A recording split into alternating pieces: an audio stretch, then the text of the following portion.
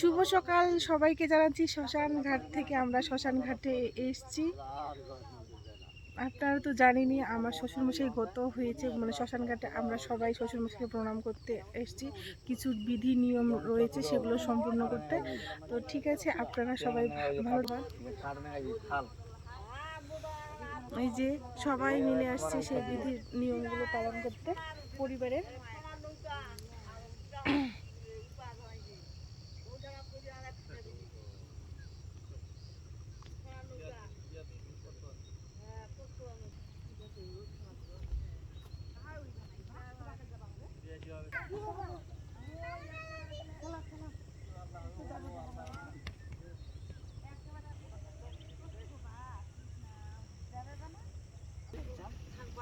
কি হয়েছে?